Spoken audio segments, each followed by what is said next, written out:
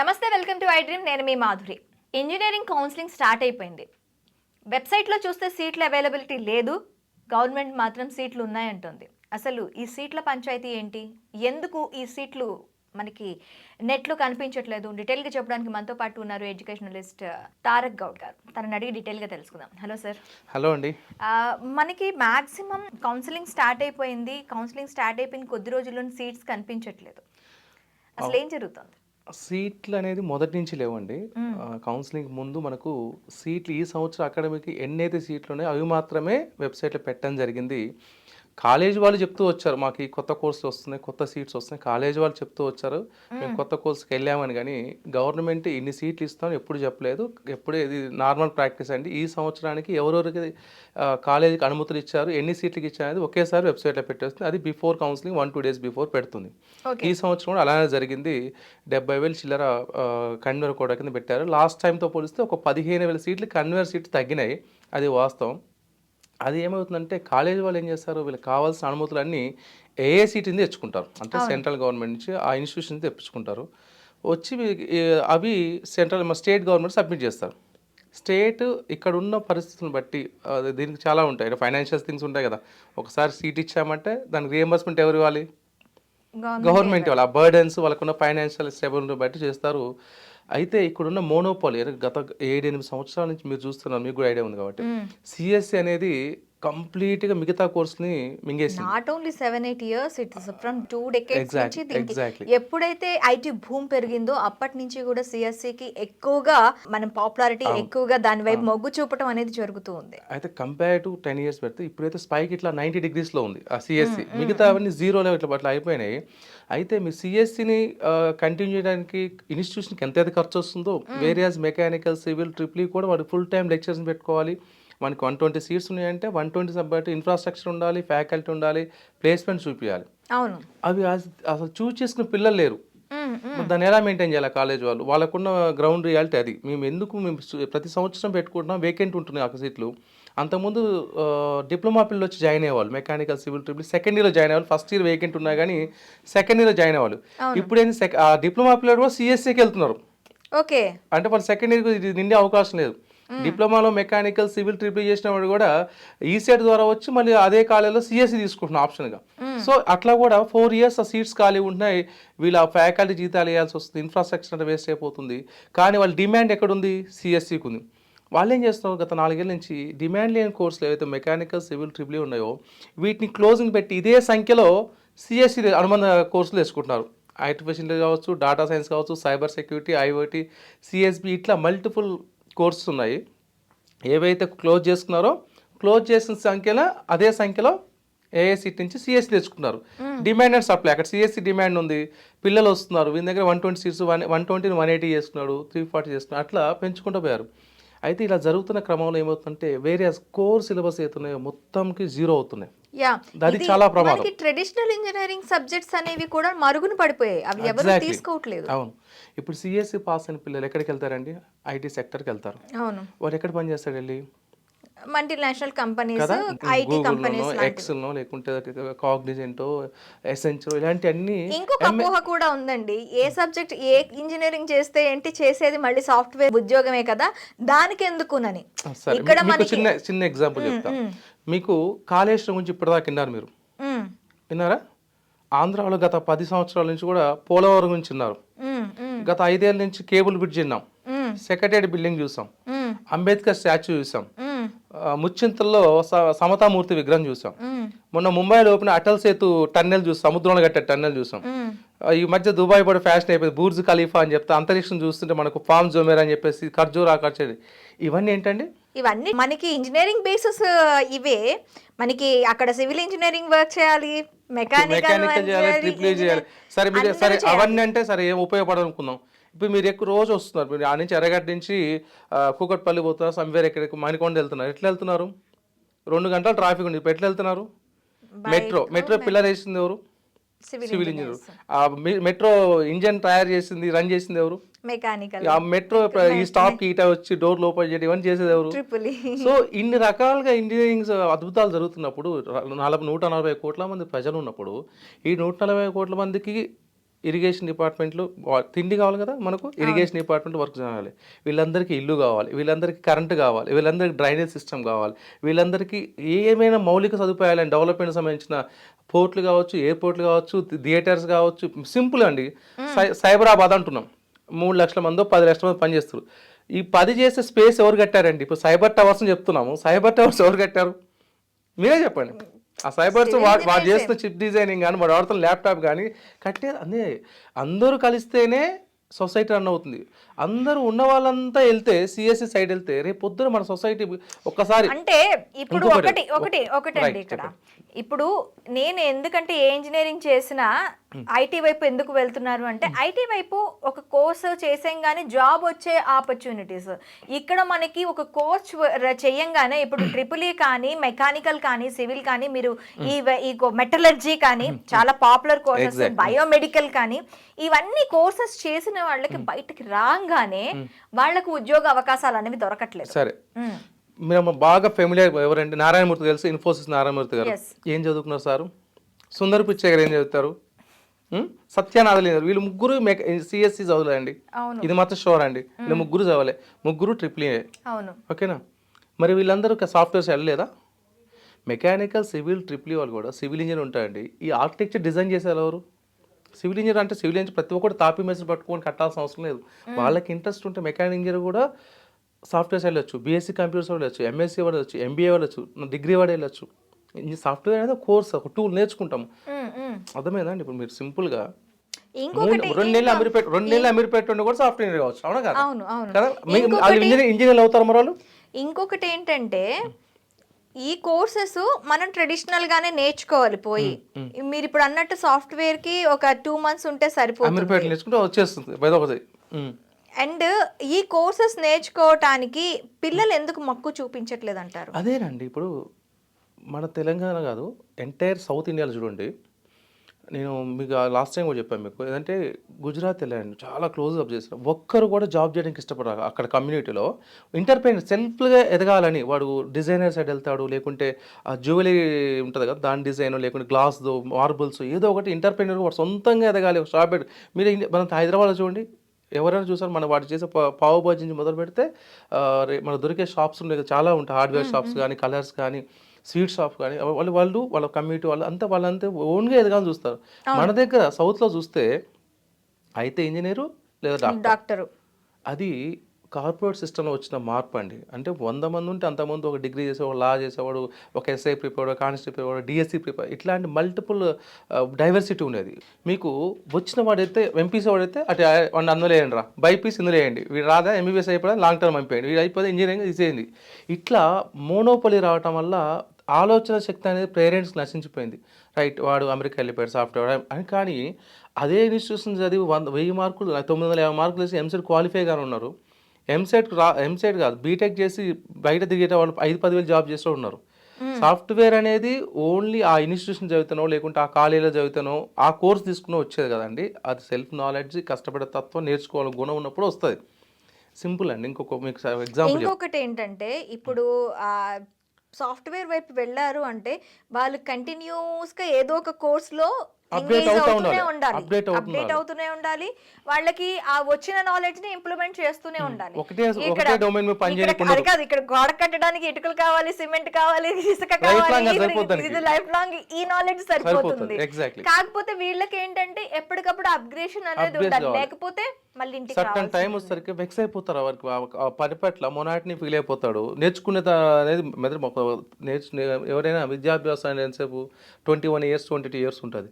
Once నువ్వు బాధ్యతలు settle అయిపోయినాక నువ్వు 35 40 years 60 years దాకా కూడా ఇంకా నేర్చుకునేది నీలో ఆ ఓపిక ఉంటుందా? ఎబిలిటీ తగ్గిపోతుంది ఖచ్చితంగా కదా, గ్రాస్పింగ్ పవర్ తగ్గిపోతుంది. వెక్స్ అయిపోతారు ఆ ఫీల్డ్ మీద కూడా. అందుకే చూడండి, మామూలుగా సాఫ్ట్వేర్ ఇంజనీర్లో కూడా సూసైడ్ టెండెన్సీ కానీ ఇవన్నీ కౌన్సిలింగ్స్ పెడతారు. ఎందుకంటే అవి ఉంటాయి. కానీ ఇక్కడ నీ ప్రొఫెషనల్గా చేసే కోర్సులో అలాంటిది ఉండదు. ఎందుకంటే వాడు సెల్ఫ్ సాటిస్ఫాక్షన్ ఉంటుంది. వాడు చేస్తున్న వృత్తి వాందే కాబట్టి ఓడి కోసం పని చేసిన అనిపోయింది. నీకు ఒక మాన్యుమెంట్ కట్టాను, ఒక బ్రిడ్జి కట్టాను, అది పోతూ వస్తున్నప్పుడల్లా ఆ బ్రిడ్జి కట్టడంలో నేను కాంట్రిబ్యూట్ చేస్తాను, ఆ థియేటర్లు కట్టడంలో, లేకుంటే ఐమాక్స్ కట్టడంలో నేను చేస్తాను, లేకుంటే పులిచింతల కోసం నేను పని చేస్తాను, కాలేజ్ కోసం నేను పని చేశానని ఒక సెల్ఫ్ రెస్పెక్ట్ ఉంటుంది మనుషులో, జాబ్ సాటిస్ఫాక్షన్. సో అదొకటి. మీకు సింపుల్ ఇంకో ఎగ్జాంపుల్ చెప్తాను. సివిల్స్ ప్రిపేర్ అవుతారండి. టాప్ మెరిటోరియల్ ఉన్నారు, వాళ్ళు ఏం చేస్తారు? ఐఏఎస్ సెలెక్ట్ చేసుకుంటారు, ఐఎఫ్ఎస్ లేకపోతే లేదంటే ఐపీఎస్. ఐపీఎస్. వీళ్ళంతా రేపొద్దున సర్వీస్ ఓరియంటెడ్ ఎక్కడికి వస్తారు? సొసైటీలోకి వస్తారు. వస్తారు. వాడు మెరిటోరియల్ స్టూడెంట్, నాలెడ్జ్ ఫెలో ఎక్కడ పనిచేస్తాడు? దేశం కోసం పనిచేస్తాడు, దేశంలో అది నమ్ముకున్న ప్రజల కోసం పనిచేస్తాడు. లేదు ఎంసెట్ ఇంజనీరింగ్ ఒకటి పక్కన పెడదాం, నీట్ రాశాడు. నీట్ రాసిన విద్యార్థి ఏం చేస్తాడు? డాక్టర్ అవుతాడు. డాక్టర్ అయిన తర్వాత ఎంఎస్ చేస్తాడు, కార్డియాలజీ లేకుంటే పెడియాట్రిషియన్. ఇట్లా సొసైటీలో డిమాండ్ ఉన్న సబ్జెక్ట్ని తీసుకొని సొసైటీ కోసం పనిచేస్తాడు. వాని యొక్క నాలెడ్జ్ మొత్తం సొసైటీకి, మన దేశానికి ఉపయోగపడుతుంది.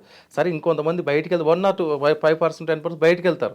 సివిల్స్ చేయనోడు అయితే అమెరికా అయితే పోయి అక్కడ కలెక్టర్ చేయలేడు కదా. అవును. సో ఇక్కడ డాక్టర్ కొంతమంది బయట పోవచ్చు, 1-2% వెళ్తారు. కానీ ఇక్కడ ఎదగటానికి, ఇక్కడ ఆయన సేవలు, ఆయన యొక్క నాలెడ్జ్ అనేది సొసైటీకి ఉపయోగపడతాయి. మన పిల్లలు ఏం చేస్తారు? 160,000 అంటే ఒక జనరేషన్ కదా, 23-24 బ్యాచ్ ఇప్పుడు ఎంసెట్ అటెండ్ అయ్యి ఆప్షన్స్ పెట్టుకున్నారు. ఈ జనరేషన్ పిల్లలంతా ఏం చేస్తున్నారు? సిఎస్సి ఆప్షన్ పెట్టడం వల్ల ఈ నాలెడ్జ్ మొత్తం ఎవరి కోసం పనిచేస్తుంది? Third party. మన దగ్గర ఏం లేవు కదా. ఇప్పుడు గూగుల్ మనది కాదు, తర్వాత మైక్రోసాఫ్ట్ మంది, సరే వాడే ఎసెన్షియల్ మంది కాదు, తర్వాత ఏమంటారండి ఇది యూట్యూబ్ చేస్తారు, అమెజాన్ కాదు, ఏమున్నా కానీ అమెరికన్ బేస్డ్ కంపెనీస్ ఉన్నాయి. అవన్నీ ఏంటి? మన సర్వీస్ని తీసుకుంటాయి, నీకు డబ్బులు ఇస్తాయి. నీ డబ్బు నీ ఫ్యామిలీకి ఉపయోగపడుతుంది కానీ సొసైటీకి ఉపయోగపడుతుందా? నీ యొక్క మేధాశక్తి ఆ కంపెనీకి ఉపయోగపడుతుంది కానీ సొసైటీకి ఉపయోగపడుతుందా? రేపొద్దున కంపెనీ వాడిని వద్దమ్మా ఇంకో పిల్లగాని తీసుకుంటా అంటాడు. నువ్వు 3 years 5 years 10 years చేస్తావు, నీకన్నా తక్కువకి చేసేవాళ్ళు, నీకన్నా అప్డేటెడ్ వర్షన్ పిల్లలు వస్తారు. నెక్స్ట్ జనరేషన్ కదా వచ్చేది. వాళ్ళు నీకన్నా టాలెంట్, నీకన్నా ఎక్కువ చూసిన వాళ్ళు ఉంటారు. వాళ్ళలో ఉన్న టాలెంట్ గుర్తించి వాడు ఇస్తాడు, నీ టాలెంట్ ఉపయోగించుకుని ఎక్కడ బతుకుతావు? అర్థమైంది మీరు చెప్పింది? నీది దేశానికి పనికిరాదు. ఒక్కసారి సాఫ్ట్వేర్ స్పైక్ అనేది పడిపోతే నేను నమ్ముకున్న ఫ్యామిలీ, సొసైటీ పక్కన పెట్టండి, నేను నమ్ముకున్న ఫ్యామిలీ, నీకున్న కమిట్మెంట్స్ అనేవి ఫుల్ఫిల్ చేయడానికి ఎలాంటి పరిస్థితుల్లో ఆలోచించదు.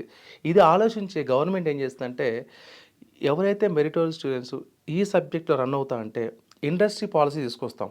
దేశంలో ఉన్న అన్ని ఇండస్ట్రీలో కూడా ఈ పిల్లలకి ఖచ్చితంగా ప్లేస్ చేయాలి. సొసైటీకి కావాల్సిన సర్టిఫికేషన్ కోర్స్ ఉంటాయి. ఈ సిఎస్సి వాళ్ళు ఏదైతే చేస్తున్నారో, కాలేజీలో ట్రైన్ చేస్తున్నారో, ఈ ప్రతి పిల్లానికి కూడా మనం నేర్పిద్దాం. మెకానికల్, సివిల్ పిల్లలు కూడా సాఫ్ట్వేర్స్ వెళ్తారు కదా, ఇంట్రెస్ట్ ఉన్న పిల్లలకి ఈ కోర్సు ఫ్రీ ఆఫ్ కాస్ట్ చేపిద్దాం. తీసుకున్న వాళ్ళకి స్కాలర్షిప్ ఇద్దాం. మిగతా వాళ్ళకి రియంబర్స్మెంట్ 2 years 3 years రావట్లే కదా. ఇలా కాదు, ఈ ఆప్షన్స్ పెట్టిన వాళ్ళకి, ట్రిపుల్ మెకానికల్, సివిల్ పెట్టుకున్న వాళ్ళకి ఇమీడియట్గా ఇన్సెంటివ్ ప్రకారం ఆ కాలేజ్ ఎవరైతే రన్ చేస్తున్నారో వాళ్ళకి రియంబర్స్ స్టార్టింగ్ ఇచ్చేద్దాం. అర్థమైందండి? అంటే ఇప్పుడు నేను నడిపించడం వల్ల నీకు ఎప్పుడో 3 years 2 years రియంబర్స్, ఇప్పుడు జాయిన్ అయితే నాకు జాయిన్ చేసుకుంటే డబ్బులు వచ్చేస్తున్నాయి. నేను ఫ్యాకల్టీ రన్ చేసుకుంటా, ఆ సర్టిఫికేషన్ ట్రైనింగ్ డబ్బులు గవర్నమెంట్ పే చేస్తుంది, చదువుకునే పిల్లలకి స్కాలర్షిప్ ఇస్తుంది. తర్వాత చూడండి, Transco, Genco, navy, railway, NTPCL, BARC, తర్వాత బెల్, బిహెచ్ఎల్ ఇలాంటి నేషనల్ ఇవి, స్టేట్ ఇవి ఎన్నో కాంపిటేటివ్ ఎగ్జామ్లు ప్రిపేర్ అయ్యి జాబులు కొట్టచ్చు. అవును. మెరిటోరియల్ స్టూడెంట్స్ మొత్తం సిఎస్సీలు ఉన్నారు, కొద్ది కష్టపడి సెటిల్ అయిపోతారు. కాంపిటీషన్ లేదు కదా, కాంపిటీషన్ లేదు, వచ్చి స్టేట్ కానీ సెంట్రల్ జాబ్ కొట్టవచ్చు. అది కుదరలేను, బ్యాంక్ పిఎస్ కొట్టుకోవచ్చు. అది కాకుంటే అన్నిటికీ నువ్వు ఎలిజిబుల్, నీకు వచ్చే గ్రాడ్యుయేషన్ నువ్వు అన్ని ఎలిజిబుల్. గ్రూప్ 1, గ్రూప్ 2, గ్రూప్ 4 లేకుంటే ఎస్ఐ, కానిస్టేబుల్, ఇంకేదైనా నీ ఇష్టం వచ్చిన కాంపిటేటివ్ ప్రిపేర్, యూపీఎస్ అన్ని ప్రిపేర్ కావచ్చు కదా. నీకు చదవడానికి స్కోప్ ఉంది, గవర్నమెంట్ సపోర్ట్ చేస్తుంది, at the same time central support ఉంది. సో దీన్ని యూటిలైజ్ చేసుకోవాలనేదే ప్రైమ్ మోటో. దేని నాలెడ్జ్ వరుసలను ఆపటము, బేసిక్ అమెంటిటీస్ ఏదైనా దేశానికి కావాల్సినవి వీళ్ళ చేతుల్లోనే ఉంది. ఇక్కడ సబ్స్టాండర్డ్ స్టూడెంట్స్ జాయిన్ కావటం వల్ల భావితరాలకు మనం అన్యాయం చేసిన అవుతాం అనేది గుర్తించి ఏఐసిటీ కానీ స్టేట్ గవర్నమెంట్ కానీ ఇనిషియేటివ్ తీసుకుంది. పేరెంట్స్ కూడా ఆలోచించండి. భవిష్యత్ అంటే సిఎస్సి ఒకటే కాదండి, దేశాన్ని నిర్మించేది ఇంజనీర్లు మాత్రమే. సాఫ్ట్వేర్ ఒక్కటే కాదు, మనకు కావాల్సిన ఈసీ, మెకానికల్, సివిల్ అన్ని యొక్క వ్యవస్థగా అందరు కలిసి పనిచేస్తేనే ఒక ట్రైన్ నడుస్తుంది, మీరు వాడే వాషింగ్ మిషన్ నడుస్తుంది, మీరు వాడే ఫోన్ నడుస్తుంది, మీరు వాడే టీవీ నడుస్తుంది.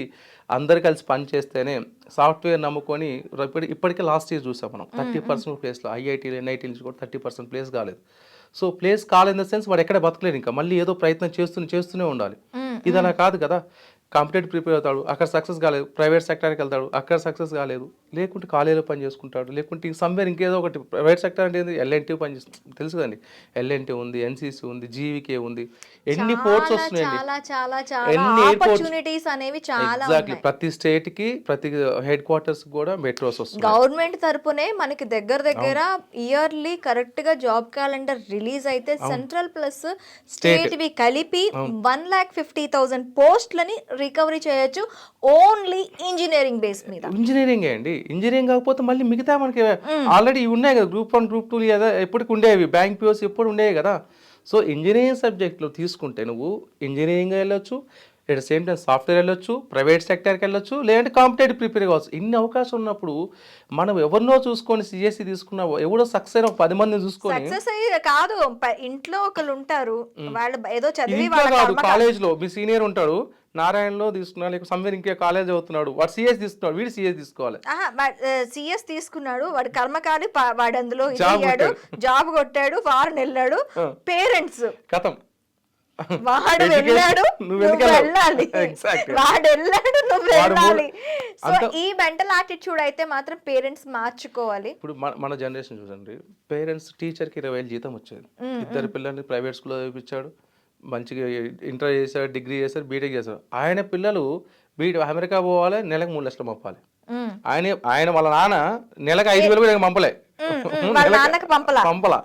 ఈయన మాత్రం పిల్లలు సంవత్సరం 21 years ఆయన అమెరికా వెళ్ళిపోవాలి, నెలకు 3 లక్షలు పంపాలి, 5 లక్షలు పంపాలి. అంటే అంత ప్రశాంతత అనేది ప్రతి ఒక్కరికి ఏదంటే డబ్బులోనే చూస్తున్నారు, సెల్ఫ్ సాటిస్ఫాక్షన్ చూడట్లేదు. కానీ మరి పిల్లల్ని ఎదిగే పిల్లలు అక్కడ పంపిస్తున్నాం, సరే మనిషికి డబ్బు అవసరమే, కానీ సొసైటీకి వీళ్ళు అవసరం ఉంది, ఇంజనీర్లు అవసరం ఉంది కదా, దీన్ని గుర్తించాలి మనం కూడా. దీంట్లో కూడా ఇంట్రెస్ట్ ఉన్న పేరెంట్స్ ఒకటే అండి, అవకాశాలు చాలా ఉన్నాయి. ఇప్పటికైనా అటు వెళ్ళి నాలెడ్జ్ని వేరే వాళ్ళకి అప్పచెప్పకుండా పిల్లలైనా ఆలోచించి మాకు ఈ ట్రెడిషనల్ కోర్సెస్ ఏవైతే ఉన్నాయో అవి చేయటం ద్వారా ఏంటి అంటే మీకు అవకాశాలు చాలా ఉన్నాయి. ఎందుకంటే చాలా చాలా చాలా చాలా కొరత ఉన్నది. 20 లక్షల మంది సిఎస్సి తీసుకుంటున్నారు. కమింగ్ 4 ఇప్పుడు జాయిన్ అవుతారంటే ఎప్పుడు వస్తారు మార్కెట్ అతను? 4 years తర్వాత ఇప్పటిదాకా చదువుతున్న వాళ్ళు ఇంకొక 40 లక్షల మంది బయటకు వస్తారు. 20 లక్షల మంది అప్లై చేస్తారు. దేశం మొత్తం కలిపి 20 లక్షల మంది బీటెక్ చేస్తున్నారండి కంప్యూటర్ సైన్స్ లో. 20 లక్షల మంది ఎక్కడ జాయిన్ చేస్తారు నెక్స్ట్ కమింగ్ 4 years లో? మనము ఏఐ ఆర్టిఫిషియల్ ఇంటెలిజెన్స్ కానీ లేకుంటే సాఫ్ట్వేర్ డెవలప్ అవుతుందంటే ఒక పనిని చేసే పనిని తగ్గిస్తున్నట్టే, అర్థమైంది.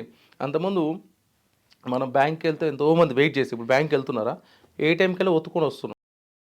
అంటే ఏంది, బ్యాంక్ సిబ్బంది అవసరం లేదు. మెట్రోలో ట్రైన్ ఎక్కామనుకోండి, ఆ ట్రైన్ టికెట్ ఇచ్చేవాడు అన్నీ ఆన్లైన్ బుక్ చేస్తున్నాం, సినిమా థియేటర్లో ఆన్లైన్ బుక్ చేస్తున్నాం. అంటే దాని మ్యాన్ పవర్ని తగ్గిస్తుంది సాఫ్ట్వేర్, అర్థమైంది. సాఫ్ట్వేర్ డెవలప్ చేస్తున్నాం, మ్యాన్ పవర్ తగ్గిస్తున్నావు. అంటే ఏంది, అక్కడ ఉద్యోగాలు రోడ్డు పడ్డట్టే కదా. డెవలప్ చేయాలి, సాఫ్ట్వేర్ ని ఎన్లాజ్ చేయాలి అన్న అక్కడ కూడా ఈ ట్రెడిషనల్ ఏదైతే ట్రిపుల్ స్టూడెంట్స్ ఇన్స్ట్రుమెంటేషన్ వాళ్ళు ఉంటారో వాళ్ళు ఉండాలి, ఇన్స్ట్రుమెంట్ వాళ్ళు ఉండాలి, కమ్యూనికేషన్ వాళ్ళు ఉండాలి. వాళ్ళు అక్కడ పని చేస్తేనే మీకు ఆ యాప్ అనేది డెవలప్ అవుతుంది. యాప్ ఒకటే చేస్తాడు, మిగతా మెయింటెనెన్స్ మొత్తం చూడాలి, వీళ్ళే చూడాలి. ఎగ్జాక్ట్ గా. సో పేరెంట్స్ ఆలోచించండి, లాంగ్ రన్ నుంచి దేశానికి పిల్లల అవసరం, ఇంజనీర్ల అవసరం ఉంది. మీ పిల్లలు కూడా భవిష్యత్ తరాలకు కొంచెం స్వార్థాన్ని కొంచెం వీడి, కమర్షియల్ స్వార్థాన్ని వీడి దేశానికి అంకిత భావంతో ఏదో నేవీకో డిఫెన్స్కో పంపిస్తున్నాం కదా, ఇది కూడా ఒక సేవ అనుకోండి, ఇది ఒక సేవ అనుకోండి. ఇది వెంటిలేటర్ మీద దేశ నిర్మాతల యొక్క భవిష్యత్తు, ఇది యాక్చువల్లీ దేశం యొక్క భవిష్యత్తు వెంటిలేటర్ మీద, లిటరల్లీ చెప్పాలంటే వెంటిలేటర్ మీద ఉంది. దీన్ని పంపింగ్ చేస్తారు ప్రజెంట్, దానికి మన సపోర్ట్ ఉండాలి. మనం ఇప్పుడు కంప్యూటర్ ఇంజనీర్స్ ని ఎలా పంపిస్తున్నామో అక్కడి నుంచి మనం ట్రెడిషనల్ ఇంజనీర్స్ మనం ఎక్స్పోర్ట్ చేసుకోవాల్సి ఖచ్చితంగా ఇంజనీర్స్ ఎక్స్పోర్ట్ చేసుకోవాలి. ఓకే అండి, thank you very much. Thank you very much.